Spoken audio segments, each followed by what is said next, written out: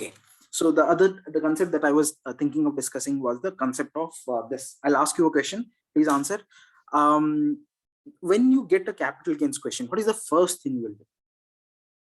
What is the first item that you calculate?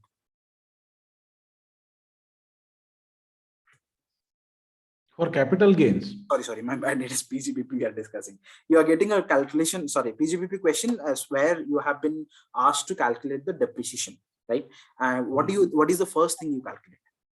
Date. WDV, right? WDV is the correct answer. How do we calculate the WDV? So open WDV will be given in the question. Yes. And then we will add subtract this depreciation, and then we will calculate one second. Subtract depreciation, you said? Yeah, we have to calculate the depreciation, right? Yeah.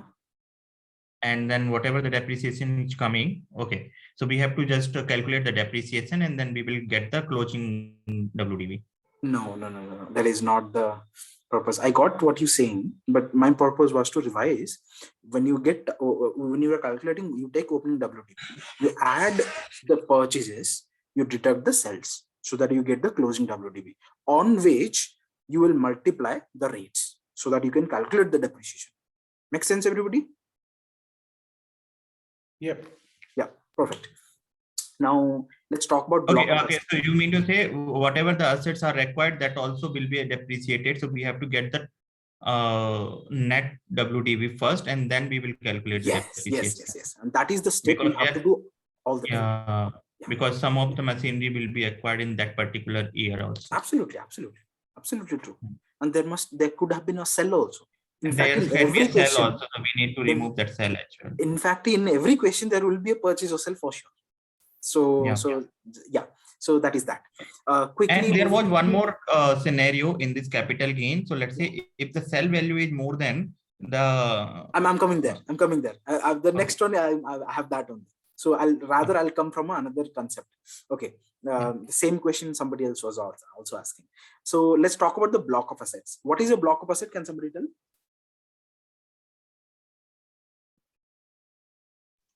It's a class of asset which is sorry, go ahead. Yeah, it is like grouping of similar assets, like tell the names of the 4 blocks. Furniture, yeah, then plant and machinery, yeah, and then building and the intangible assets. Perfect, that is correct. There was another important condition for 2 assets to be in the same block.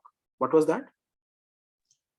Same rate. They should same rate. It has to be. It has to be a same type of asset, and it has to be the same rate also. Awesome. Now, if suppose, let me ask you a very small numerical question so that our doubts will be clear. I think many people are a little confused about this. Suppose we had a machine 1 and machine 2. The machine 1 opening value, again, opening WDB was 1 lakh, and machine 2 was 50,000. Now we have sold machine 2. We have sold machine 2 during the year for 2 lakhs. For 2 lakhs. What will be the depreciation on machine 1 at the end of the year? There won't be any, because the total price is more. Anybody who is getting any doubts here, why there will be no depreciation on machine 1? If you are not getting any doubt, then you have already understood the concept of block of assets. Awesome. Now, the reason is, I'll just quickly summarize in one sentence. The reason is, because your sell value is more than the total cost of the block, total WDV of the block, that means it is implemented that it is inferred that the whole block is sold only. Whole block is sold. Even though physically you have the machine with you, still for income tax purposes, the whole block is gone off. No depreciation now. However, here comes the logic. Let me connect this with the concept of capital gain. Is there a capital gain here? Yes. Yes. Is it short term or long term? Short term only. All machinery, Perfect. everything is short term. Absolutely. Will there be any concept of indexation here? No, not for business. Because no. Indexation is never there for a short term. Short term and long term, one of the major difference was the indexation. In long term only you will apply indexation. Okay. Sure. Perfect. But Any in questions? long term itself, capital gain only we will be considering this indexation. For business, we will not, right? No. Business You're right. Yes. Okay. Block in this block itself, I have one question. So Yes. plant and machinery, we have books and computer. Both falls under same rate. Yeah. So can be clubbed in a one block. Yes, absolutely. If the same type and same rate, both can be clubbed together. They are clubbed together in fact. Okay. Any Also, one of the questions I saw, Dheeraj, Yeah. it was mentioned that purchased computer, then software value they were given there. Yeah. So when we say computer, I think for depreciation, even software is included as a part of computer. Absolutely.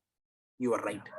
Now here comes the another logic. Now, if you think about it logically, now software can be an intangible asset also. Now, but if it is purchased with computer, that means software cannot be used other than computer, right?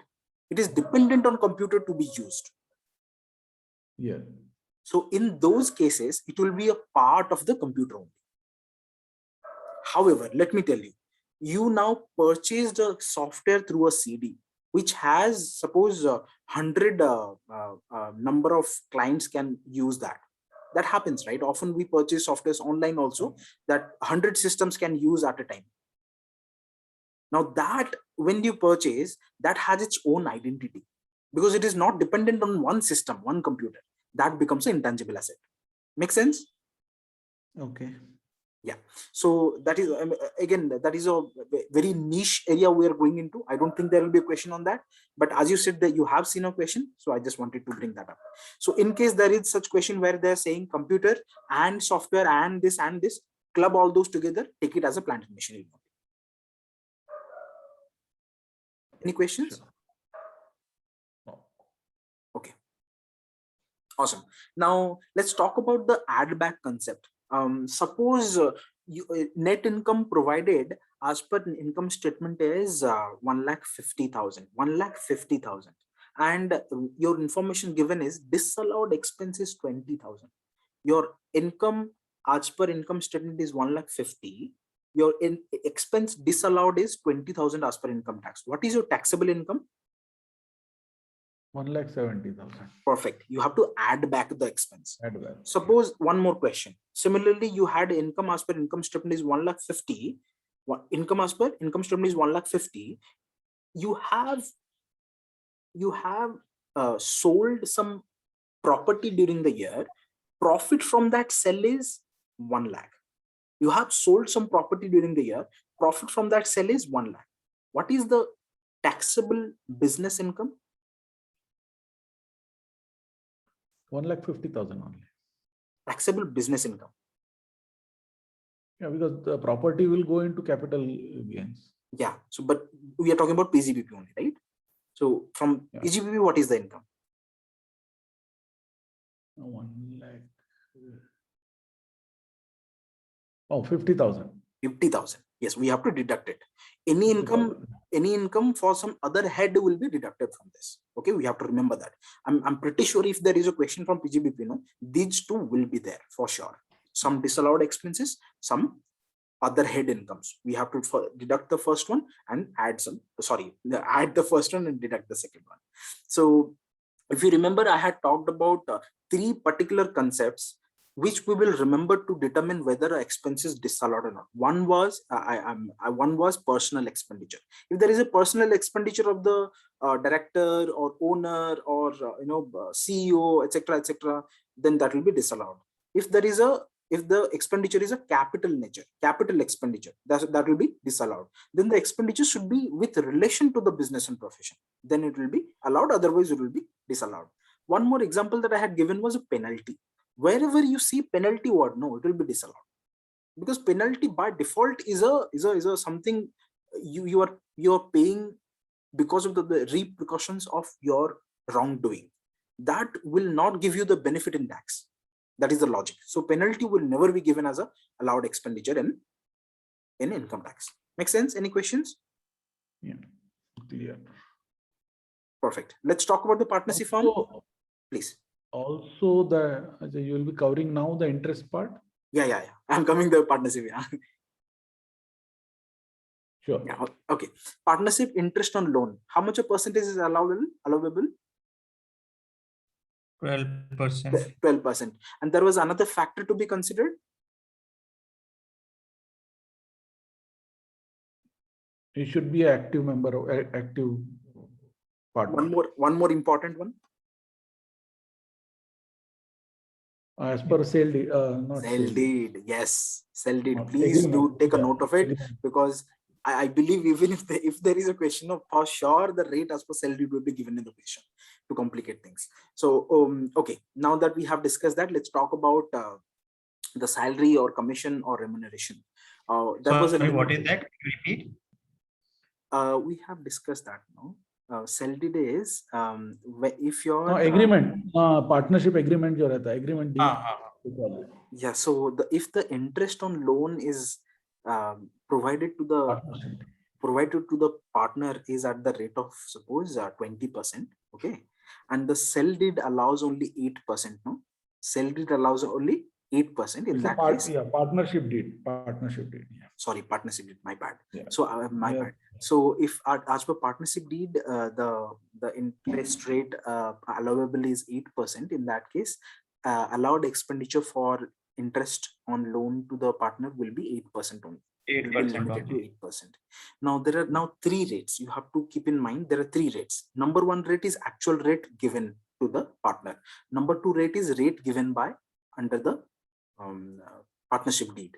Third one is 12% that is given as per Income Tax Act. So you have to look at all three numbers and take the call how much is allowable. Okay, so if you think this question will have this percentage, right, as per the partnership deed? Yeah. Okay, got it. Thank you. Yes. Okay. Now let's talk about the salary, bonus, commission, remuneration. So here we were calculating something called book profit. Book profit is what? It is allowable income before salary. Before salary. Only salary you leave out, others you include everything. That's all right. Now, first 3 lakhs of the book profit, it is 1,50,000 or 90%, whichever is higher. Balance book profit, it is 60%. Right? Yeah. This is the allowable salary, bonus, commission, or remuneration. So we have covered the most of the concepts of PGBP as of now. Let's quickly move to capital gain, please. Okay. Let's quickly move to capital gain. Capital gain, we had the concept of short term and long term. We've had two types of timelines. One was 36 months and 12 months. 12 months was for listed shares, and the 36 months was for rest of the assets. Now there are other categories, but we are not considering that for our exam. So that's my personal decision. If you want to look for, please do. Search notes do have all the other details also, not a problem. So in both the short term and long term, the way we calculate the short term capital gain or long term capital gain is we take the full value of the consideration, we reduce the expenses on the transfer, then we reduce the cost of acquisition, then you reduce the exemptions under 54 or 54 EC and so on and so forth. Now, the only difference between short term and long term is what?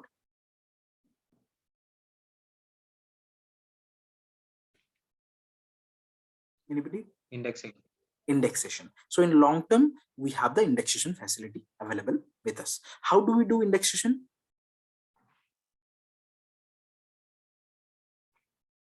We do multiply of the current year divided by base year. Okay. Okay. I know you meant to say the right thing, but it came out wrong. Okay. So it is multiply the CII of the year of sell divided by the CII of the year of purchase. Okay. Now that we have discussed that, let's talk about if the asset is purchased before the base year. Before the base year, what happens then? How much is the cost? There will be a fair value given, so we need to consider the fair value as base year, right? Is it the fair value or cost, whichever is higher? Fair value or cost, whichever is higher. Please do remember that, but often in question to confuse us, they will give the cost as higher value and Fair value on the date of the base year will be lesser. So we'll be considering the cost only in that case. Now, now that is clear, let's talk about improvements. If some improvement has happened before the base year, what does happen with it? So that will be ignored since it will be included in the fair Perfect. market value. Perfect. That is absolutely. If it has happened after the base year, we will add it to the price. I mean the cost of acquisition. Cost of acquisition. Absolutely correct. That is absolutely correct. Now let's talk about the rates. Dheeraj, one question. Please. When we are adding that, here also indexation will have to be done, right? Yes, absolutely. Absolutely. In improvement also you will do the indexation. Okay. Yeah. So, okay. Now quickly, what was the rate of tax on short-term and long-term gain? In short term, it was 15 and 20. Perfect. 15% and 20%. Perfect. That is absolutely correct. Now let's talk about the conversions. If the capital asset is converted into a stock in trade, what does happen with it? Do we have to pay any tax? No, we will not. We will not need to, because we are not getting any cash flow in. When do we pay tax on it? When it is sold. Perfect. In the year of sell, it will be taxed under capital gain. In that case, what will be the value of full consideration? The value when we transferred the asset. Indexed value. Indexed value or the sold value, whichever is higher. No. Both the answers. The market value, right? At that time. Yes, the market value is the answer. The consideration will be the market value on the date of conversion, right? Yeah, that's the fair value. Now, after indexation, whatever the value we are getting, that value. No. Indexation doesn't come into picture there. When in a capital gain, right? No, I didn't get the question, I think. So I'm no, like actually, like when the the particular asset is being transferred, so you are not making any calculation since you are not actually selling the particular product, but you'll be considering that year's what is the market rate for that particular asset is, and that will be considering. Correct me, Dheeraj, if I'm wrong. Like yes, you are right. You are absolutely right. So what I wanted to revise was, when you are converting the capital asset into stock, right, you are not paying any tax in that year. You are paying tax in the year in which the stock is sold. However, in the year in which stock is sold, you will calculate the capital gain also. While calculating the capital gain, what will be the value of consideration? Consideration will be the fair market value as on the date of the conversion. No question of indexation there. However, in order to calculate the capital gain, you have to deduct the cost, right? While calculating the cost, you will do the indexation. That I agree with. I was just asking for the consideration part. Sell consideration. Okay, so consideration is nothing. The value on which we are transferring the asset to the stock. Yes, you can say that. Yes, fair market. Market. And that can be considered as a sell value also for that particular asset. That is correct. That is correct. And in order to get the capital gain, I have to reduce the actual value from this consideration value. Yes. And that actual value of fair value has to be considered through indexation. Yes. Now let me ask you the important question. Indexation is allowable till the year of conversion or the year of sell? Conversion. Perfect. Please do remember that. Don't make a mistake there. Okay, let's quickly come to our 54 sections, exemption sections. We had two sections discussed. One was section 54, section 54 EC. In section 54 is available to individual and HUF. If you have purchased a residential house and sold a residential house also, you get this benefit. If you have purchased the residential house, in that case, you can purchase it 1 year before the sale or 2 years after the sale. If you have constructed one residential house, in that case, 3 years after the sale. How much exemption is available? The total amount, whatever you have actually invested in the new house, that will be allowable as exemption under this section. Under 54 EC section, any SEC can take a benefit of it. It is applicable for land, building, or both. and you have to invest in a particular fund in order to take this benefit. 6 months after the sell, you have to invest, and the limit is 50 lakhs, not more than 50 lakhs. You can take an exemption under this section. Okay. Yeah. Other sources. Okay, Yeah, please. one question in the, so when we say 15% short-term gain interest rate and 20% long-term interest gain, so whenever we are getting this capital gain, there will be a flat rate of this tax. We are not going to consider any slab rate. No Is slab my rate will be understanding considered. correct? Yes, that is correct. That is absolutely correct. Yeah. Yeah. So let's suppose there is a income from other head, salary or house property or something. Yeah. In the same question, there is a income from capital gain. Yeah. So we have to consider the tax separately for that head and the capital gain. And then we have to add both the tax, and then it will become as a net tax. That's On top of that, we will do this additional cess. I think better question will be you ask me the facility of basic exemption limit, will it be available for capital gains or not?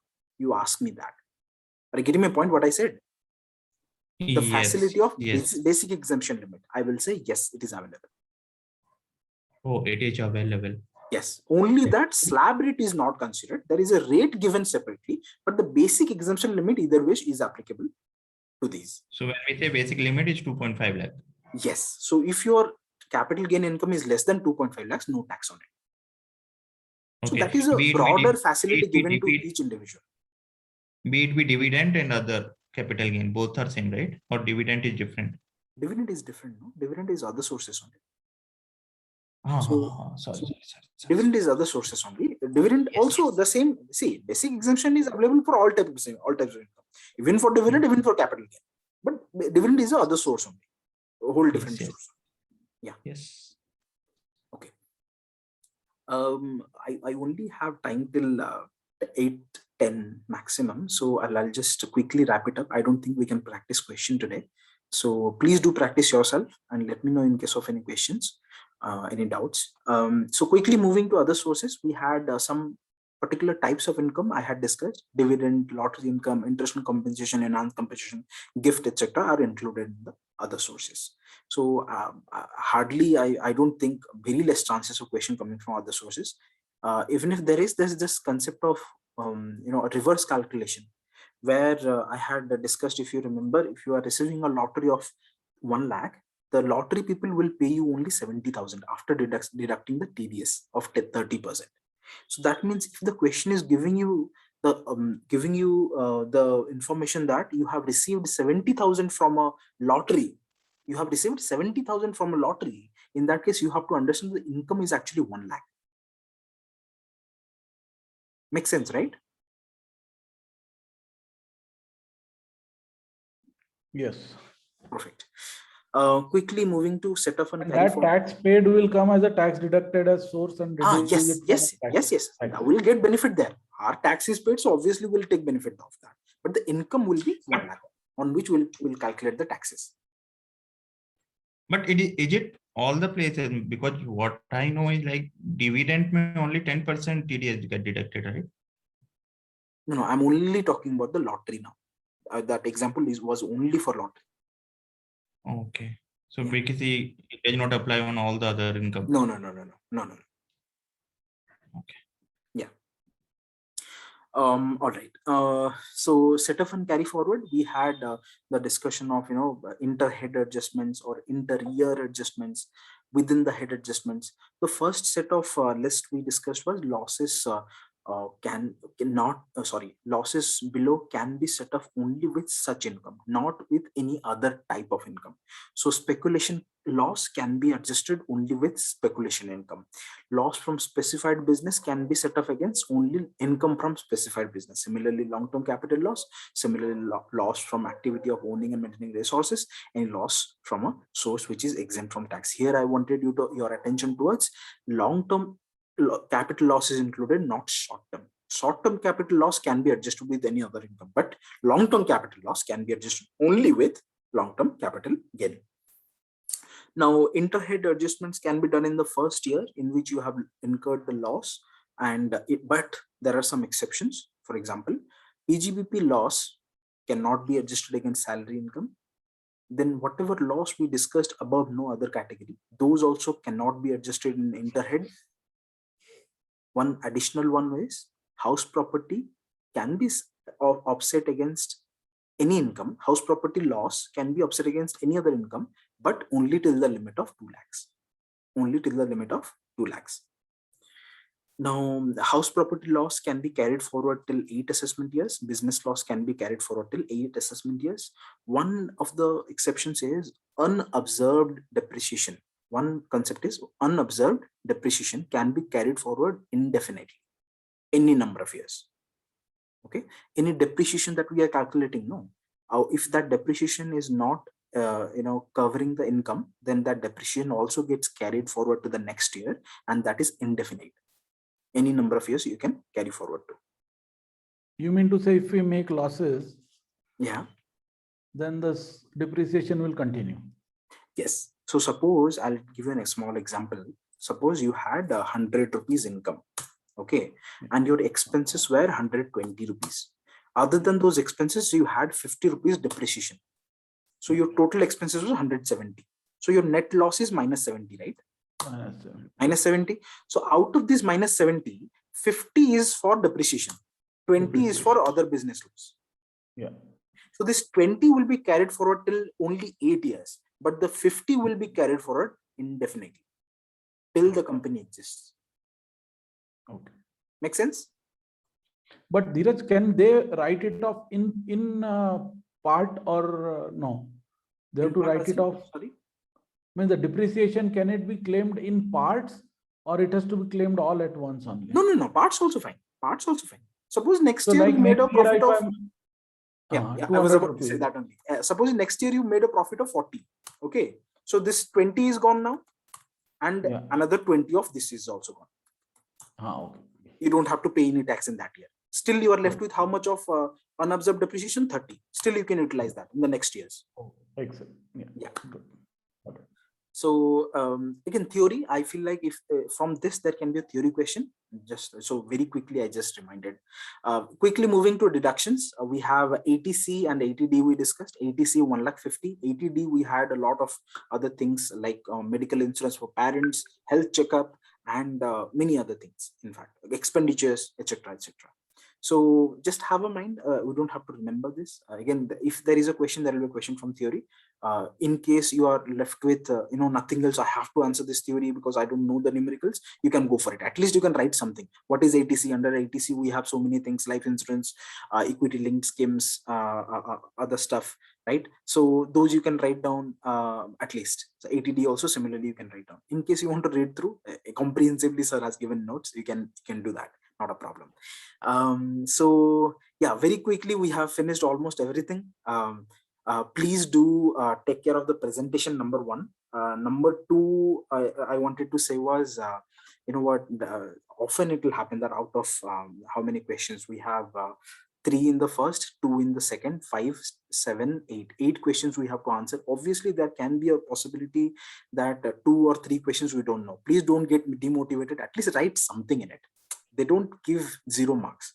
If you write something, at least they give half or 1 mark, and that is very special when you are failing by 1 mark.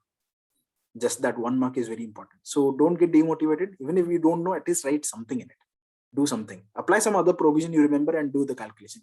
Or create your own provisions and solve the question. Not a problem. Go for it. So, but don't leave it as it is. So that is what. I think that's all. Anybody has any questions or something? Otherwise, we'll wind up. No. Dheeraj, can you send a sample of total income, as in how the question comes and how it is solved? Even if it is found on Google, that's okay. I'll do that. Not a problem. That'll be easier. So many questions are there. I'll find it. Not a problem.